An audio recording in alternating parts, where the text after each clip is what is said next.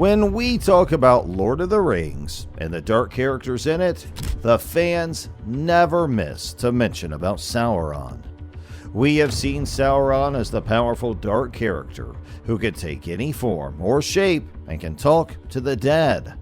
But what does Sauron truly look like in the books? That is what we're going to discuss in today's video, so stay with us till the end to find out if you missed any details of this huge, fearful character. And let's get started. Sauron is what you think. He's a bad guy who comes in many forms and skills. Easily he can change his shape, make images, and trick people. He created one of the most important things ever. He goes by many names, and one of them makes it sound like he has power over the dead. Sauron has a lot of amazing skills in the first and second ages of Arda. You can get an idea about his skills when you find out that he is the Lord of Werewolves, and he made them. If you look at him, you can see a monster, a snake, or a vampire. Sauron is known for his tricks, like using shadows as one of his master plans. He is a completely unbelievable character with all the negative feelings but beautiful looks. So Sauron also uses his good looks and smarts to control strong leaders of humans and elves, which brings them down and lets him make his most powerful weapon. Tolkien also calls Sauron the Necromancer, which is a different name. When he's in Mirkwood, he's also called the Necromancer. To understand Sauron better, we will have to look at him from the beginning. When Sauron was beaten at the end of the Second Age, he lost his body and hid for more than 1,000 years. Around 1050 of the Third Age, Sauron began to get stronger again and went back to the western parts of Middle-earth. He built the castle of Dol Guldur and lived in the empty Amon Lank in the southern part of Greenwood. In 1100 Third Age, about 50 years later, the wise, who were the best elves and wizards in Middle-earth, saw something dark. For many years, they thought this was one of Sauron's servants, the Nazgul, hence the name, the Necromancer. This worried me, but it wasn't as scary as the thought of Sauron coming back. These extra parts of the Lord of the Rings tells us a lot about what Sauron did and how strong he was at the time. It's interesting that Necromancer is mostly used in The Hobbit. The Necromancer is first mentioned when Gandalf and the other dwarves get together at Bilbo's house. Gandalf shows off the key and the map he got from Thrain. "Your grandfather," Gandalf said slowly and firmly, gave this map to his son for safekeeping before he went to the mines of Maia. "Your father tried to use the map after your grandfather was killed. He had many unpleasant adventures, but never reached the mountain. Somehow he ended up as a prisoner of the Necromancer." Thorin asked in a scared voice, "Why were you there?" All the dwarves were scared. "That's not important," Gandalf said. "I was gathering information as usual. It was very dangerous. Even I barely escaped. I tried to save your father, but it was too late. He had lost his mind and remembered only the map and the key." As Thorin spoke, "We got rid of the goblins of Moria a long time ago. We must think about the Necromancer." Gandalf told him, "Don't be silly. He is an enemy far too powerful for all the dwarves combined, even if they were gathered from all over the world." Thorin's dad only wanted his son to be able to read the map and use the key. Gandalf told them, "The dragon and the mountain are already big enough challenges for you." Gandalf knew at this point that the Necromancer was Sauron. He was sure of this 91 years ago when he met a Thrain who was dying in Dol Guldur. With the release of The Hobbit, it's interesting to see that the Necromancer didn't have to be Sauron at first. For Tolkien, The Hobbit was not meant to be a part of his bigger mythology, which included the stories that are now known as the Silmarillion. Tolkien made the world of The Hobbit more real by adding this bigger bad guy who was far beyond the powers of all the dwarves put together. It was in a letter to Stanley Unwin on December 16, 1937 that Tolkien admitted that The Hobbit became part of his bigger mythology. He said that even though it began as a joke between fairy tale dwarves, it finally became linked to his bigger stories, and Sauron the Dark Lord even showed up. Tolkien said in this letter that a follow-up to The Hobbit would be a good idea. He said Bilbo Baggins' story started out as a simple, funny one, but then it fit into the bigger, darker world he had made. So much so that even Sauron, a character from his bigger story, got caught up in it. This mix of a fun journey and a bigger, more serious mythology is part of what makes The Hobbit such a rich and lasting story. With the later release of The Lord of the Rings, Sauron's status as the Necromancer became clear, especially in Appendix B, The Tale of Years. This part tells you more about what Sauron did in Mirkwood. When the Necromancer first came to Greenwood around 1000 Third Age, he slowly turned the forest into a dark and dangerous place, which is how it got its name Mirkwood. It wasn't new to think that Sauron had a bad effect on the forest. Another forest in the First Age, called Tar Nu Fuin, which means forest under nightshade, also suffered when Sauron took over a nearby fortress to serve Morgoth. After Huan, the great dog, beats Sauron, he turns into a vampire and runs away to Tar Nu Fuin, scaring it. The interesting thing about the name Mirkwood is that it comes from the Sindarin name for Greenwood, Tar Nu Fuin. The link between these two events shows that Sauron's evil power lasts through many years and forests. It was about 400 years ago that Sauron left Mirkwood, so that Gandalf couldn't find him. But, as the Necromancer, he caused trouble in Mirkwood and the places around it for more than 1,500 years. For a long time, Sauron was the Necromancer, and his dark presence changed Middle-earth before and after the events of The Hobbit and The Lord of the Rings. And this gives the story more meaning. Many bad things were drawn to Sauron and the places around him while he was in the forest. Mirkwood was full of the children of the great spider Shelob.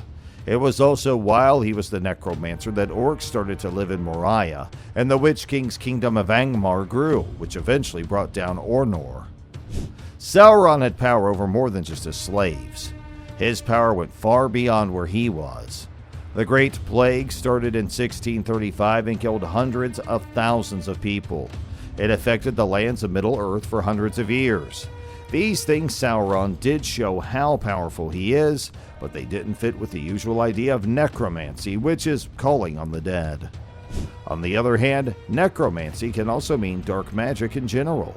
A lot of people think that Tolkien's use of necromancer refers to Sauron's dark magic.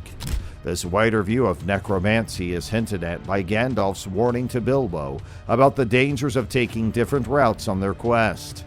There is, if you're willing to go about 200 miles out of your way north, and twice that far south, Gandalf told them, pointing out the dangerous side trips they could take. The larger view of necromancy as dark magic helps to explain why Sauron is called the Necromancer. His dark power has a wide range of negative effects, as shown by the fact that he can turn woods into homes for giant spiders and spread deadly diseases. When we know this, we can better understand how scary and dangerous Sauron is in Middle-earth, which makes him an even more formidable and scary figure. Gandalf kept telling Bilbo and the other dwarves how dangerous their journey was, but you wouldn't get a safe path even then. There are no safe paths in this part of the world. Remember that you are now over the edge of the wild and will have a great time wherever you go. If you try to go around Mirkwood to the north, you'd end up on the slopes of the Grey Mountains, which are full of goblins, hobgoblins, and the worst kind of orcs. If you went south, you'd enter the land of the Necromancer. No need for me to tell you stories about that evil sorcerer. I don't think you should go near the places that his dark tower overlooks.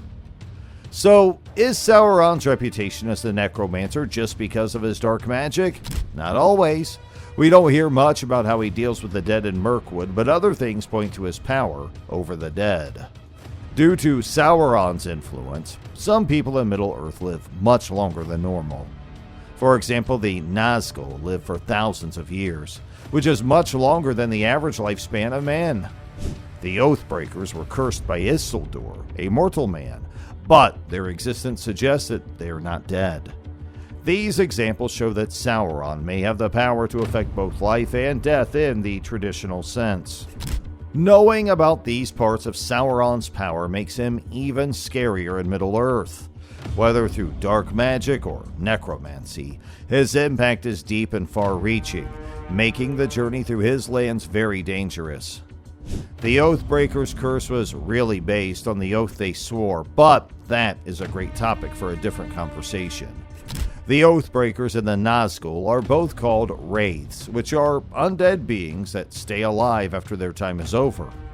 In the First Age, Sauron made werewolves by putting evil spirits inside wolves, and his servant, the Witch King, did the same thing to make barrow-wights. It is thought that the Witch King sent evil spirits to the graves of men who died in the Angmar Wars. These spirits lived in the bones of the dead and turned them into the scary barrow-wights. No one knows for sure what kind of spirits they are, but some think they might be lesser Maia, orcs, fallen elves, or evil men. We could guess that Sauron was able to control the dead because his servants made the barrow-wights, but Tolkien goes into more detail in the History of Middle-earth Volume 10, Morgoth's Ring, about the separation of Fea and Roa, which means soul and body. These examples show that Sauron's power went beyond dark magic and necromancy. He could control spirits and change the dead into scary creatures. Knowing these other parts of Sauron's power gives his fearsome presence in Middle-earth more depth, making his dark magic and necromancy skills an important part of his legacy. This shows how deeply and widely Sauron's evil affected people, making him one of the most dangerous bad guys in Tolkien's world. Elves in Tolkien stories don't always die. When an elf dies or falls in battle, their spirit doesn't leave Middle-earth right away. Instead, it goes to the halls of Mandos, a place of waiting and judgment, where it can get a new body and come back to life over time. However, not all elves willingly go to Mandos. Some refuse the call and choose to stay in Middle-earth as wandering spirits, staying in places they used to know well, like forests, springs, and other hidden places. Some of these spirits are good and have not been changed by darkness, but others have, and refusing to return to Mandos is seen as a sign of this. In Tolkien's world, when men die, their spirits naturally leave the world, which is called true death. Unlike elves, they don't have the choice to stay as spirit bodies after death. This major difference shows the special gift that men can leave the world completely after death. Tolkien stories say that trying to control or command these spirits is not only dangerous, but also morally wrong. This is because the spirits of men who refuse to answer Mando's call are thought to be tainted and can be manipulated by evil forces like Sauron. These spirits may hold on to anger, grievance, or envy, which makes them easy targets for evil influences. A dark part of Tolkien's mythology is necromancy, the practice of talking to the dead. Necromancers try to predict the future or learn from the spirits of the dead. Tolkien warns against these practices by linking them to Morgoth, the original Dark Lord, and his servant Sauron. These necromancers want to use the power of ghosts and spirits for their own evil purposes.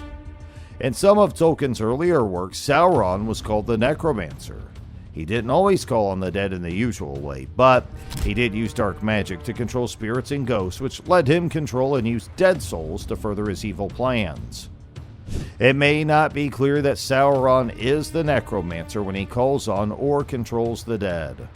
But Tolkien's deeper writings show that he is skilled in the dark art, which shows that Sauron can use necromancy in a more general way, manipulating the souls of the dead for his own evil purposes. Ultimately, Tolkien's portrayal of necromancy is a warning about the perils of meddling in the spiritual realm and the results of rejecting the natural order of life and death. It shows how evil can change things, and how important it is to honor the natural cycle of life and death in this fantastical world. Before the events of Lord of the Rings, Sauron had an amazing power. He could change his shape. This power is talked about in the Silmarillion, where he turns into a wolf, then a snake, and finally a vampire to get away from Huan, a powerful dog-like creature. Sauron used to be called Mairon. He was from an old group of beings called the Maiar, which are kind of like spiritual beings. He wanted to learn from Aule, who was a master craftsman at that time. We don't know much about Mairon's appearance other than the fact that he was male. When people started to think about and draw him, they often gave him fiery hair and a strong presence, even though these details aren't in the books. Well, Sauron was not born this way. When he was still Mairon, he became interested in Melkor, who was the world's first bad guy. He joined forces with Melkor and became his right-hand man. It was during this time that Mairon changed his name to Sauron, which in Elvish means the abhorred, to reflect his growing reputation for being scary and fearful. Sauron took over Angband, a fortress full of scary creatures, so it makes sense that he would want to look like a strong boss to match his power. The stories of Middle-earth said that Sauron's ability to change form showed how smart and powerful he was. He wasn't just a bad guy, he could lie and take many forms to get what he wanted. As the stories went on, artists and writers came up with different ideas for how Sauron should look. Sometimes they imagined him as scary and imposing, and other times they thought he should look more enticing or deceptive. These different ideas helped create the iconic image of Sauron that many fans still recognize today. Keep in mind, though, that these artistic interpretations are not based on specific descriptions from the books. Tolkien, who wrote Lord of the Rings, often left physical descriptions open to different interpretations, focusing more on the character's actions and goals. Sauron went from being Mairon, a student of Aules, to being a powerful force working with Melkor, and this shows how ambitious and eager to be in charge he is. His ability to change form shows how flexible and smart he is, making him a dangerous enemy at Middle-earth's past. So, Sauron is more than just a Dark Lord in armor. He is a complicated figure whose looks and powers have fascinated readers and viewers for generations, leaving an indelible mark on the world of fantasy literature. To get to the bottom of Sauron, you have to look into where he came from, how he changed, and why he made the choices that he did.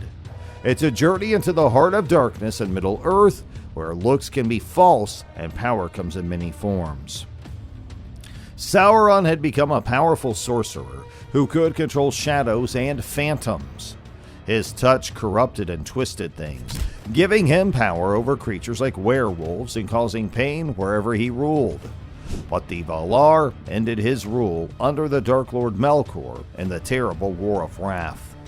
Melkor was defeated, chained and thrown into the void, leaving Sauron to face the coming judgment of the Valar. Fearing retaliation, Sauron ran away from the Valar and sought refuge in Middle-earth, where he patiently built the foundations of his dark goals. Sauron, whose previous name was Mairon, had learned how to make magical things under Ole the Smith. He had a heart filled with hate and ambition, and he wanted to make rings of power, which would trap and control the immortal elves and make them do what he wanted. Now, this is something every human would like to possess. Even if you say no, all of us have that dark side that wants to control things around us, right? Sauron approached the elves of Eregion while pretending to be Anatar, the Lord of Gifts. He whispered sweet promises and told them stories of divine favor to gain their trust and get them to help him with his evil plan. Anatar looked like a figure of striking beauty and strength, befitting his title as king, but his true, evil power was hidden beneath his mask. After helping the elves make the Rings of Power, Sauron went to Mordor. This likely is when he changed from Anatar to a darker, more intimidating form. Tolkien's writings don't go into specifics about Sauron's physical changes, but when he got back to Mordor, he got a new name, which meant that his appearance and purpose had changed. He was known in Middle-earth by many names, such as Sauron and Zigor the Great. He made a name for himself as a powerful king whose rule seemed fair and good at first. Those who supported him got rich, while those who didn't were sent to lonely places. Around this important time, Sauron forged the One Ring at Mount Doom.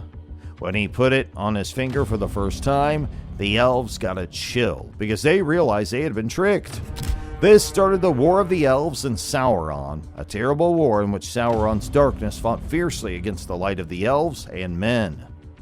During these battles, Ar-Pharazôn, a proud king of Numenor, tried to stand up to Sauron's growing shadow, and this was a turning point that set the stage for a final reckoning. Al-Pharazôn the Golden was the most proud and powerful king of his time. He wanted to rule the whole world, not just his own country. It was this unquenchable desire to be the best that drove him to fight Sauron the Great, who had gathered a lot of power in Middle-earth. The Numenorians were a powerful force. They were so strong that even some of Sauron's followers left him in awe of their power. When Sauron saw how strong the Numenorians were, he felt humbled. He bowed before Ar-Pharazôn, pretending to be weak and asking for forgiveness for his crimes. Because Ar-Pharazôn thought Sauron was humble, he chose to bring the dead Maia back to Numenor. And this is how Sauron, who is now called Zigor the Great, returned to the island realm with the king, hiding his true intentions behind a front of false respect. On the ship that went to Numenor, Zigor was very tall and intimidating, taller than even the tallest Numenorians. He gave off an air of power and dread that was both captivating and unsettling to those who saw him. To some, he looked fair and noble, while to others, his gaze filled them with fear. And this showed that he had a dual nature that could make people admire and fear him. This version of Zigor from the Second Age was very different from the Dark Lord form he would take on in the Third Age. He still had a scary and evil essence, but his look was very appealing, and it tricked people into thinking he was someone else. Zigor quickly went from being a prisoner to a trusted advisor in the court of Numenor's king. He gained power by telling Ar-Pharazôn and his people that they would live forever and have unlimited power. He cleverly stoked the flames of rebellion against the Divine Order, leading them to attack the holy shores of Valinor, the realm of the Valar, without thinking. Because of this blasphemous act, Eru, the most powerful god, shook the seas into a rage and let loose a huge wave that engulfed Numenor. The ocean's anger destroyed the island kingdom's proud fleet, and Ar-Pharazôn and his followers' haughty ambitions also went under. In the middle of all the destruction and chaos, Zigor stood boldly in the Temple of Melkor. Even though the disaster had broken his body, his evil spirit lived on as an echo of evil that went back to Middle-earth with the wounds of defeat. Zigor took off the fair mask he had worn to trick people and went back to the dark land of Mordor, where he retrieved his great ring from the towering fortress of Barad-dûr. There he hid in the shadows and silence and created a new image for himself, the Eye of Sauron, a face that showed how cruel and hateful he was and that few people could stand to look at. And this is how Sauron the Terrible became the Dark Lord of Mordor. His true form, which was now permanently shown, matched the darkness of his soul. As the Second Age ended and the Third Age began, Sauron's evil mask became a permanent reminder of his betrayal. This was the start of his long and bitter war against the free peoples of Middle-earth. At a key moment in the battle, Sauron came out of his stronghold, ready to face his enemies head-on. Elendil and Gil-galad, determined in their bravery and leadership, stood together against the Dark Lord. The battle that followed was fierce and never stopped, and the forces of good won in the end.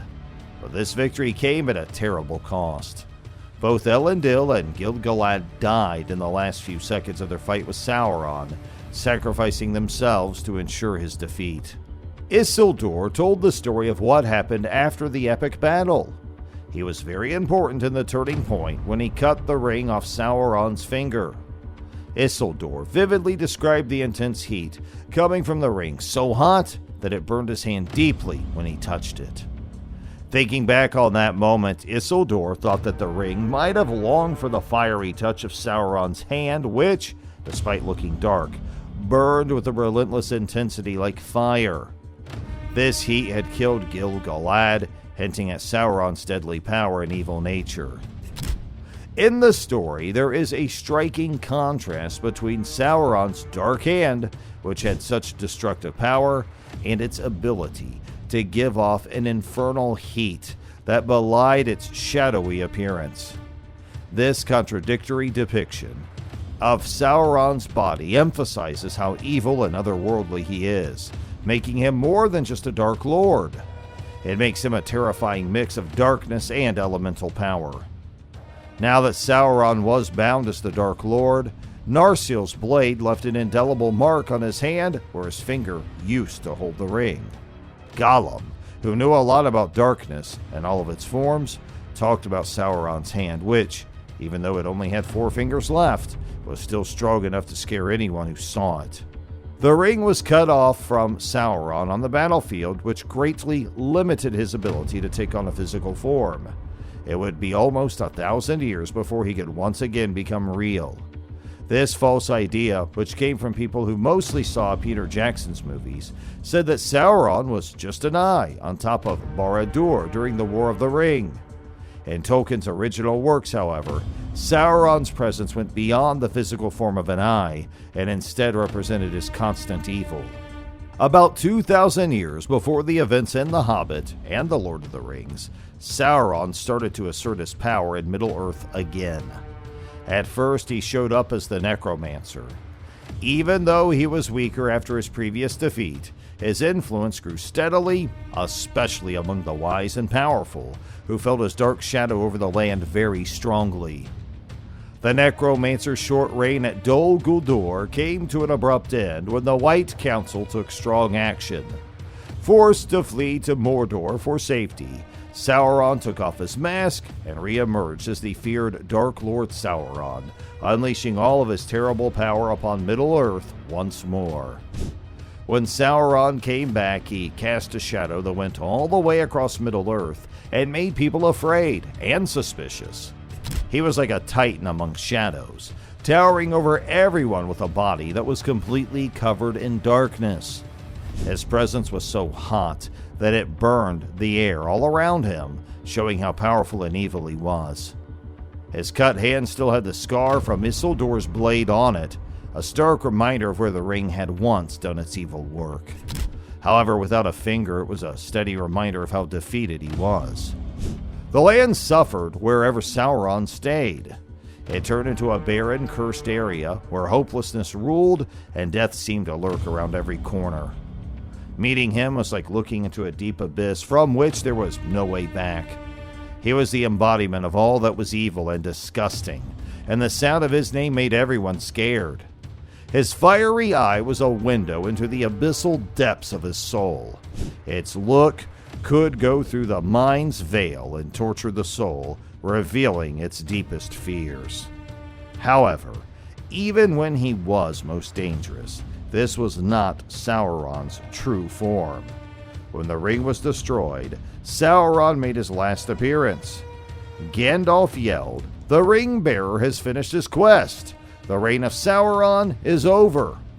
The group was looking south towards Mordor when they saw a huge, shadowy figure against the clouds.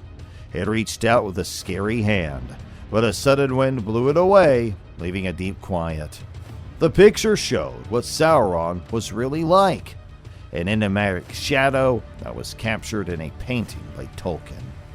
He stayed a mysterious and haunting presence, felt through the effects of his influence. Tolkien's choice to keep Sauron a mystery said a lot about how good of a writer he was. By letting Sauron show up mostly through the actions and fears of those under his control, Tolkien raised him to a level of deep danger that went beyond physical form. Strangely, Sauron's absence made his impact stronger, leaving an indelible mark on everyone who read The Lord of the Rings. And that brings us to the end of today's video. So I gotta know, what are your views about Sauron? Who was he, according to you? Did you picture him a certain way? Do you think one way in particular is right? Please share us with us in the comments down below. I would love to hear your thoughts and impact that this video had on you. And if you did enjoy watching our video, we kindly ask a few favors of you. Please don't forget to like our video by giving it a big thumbs up, and make sure you share with all your friends and family and fellow Fellowship fans who are in your inner circle.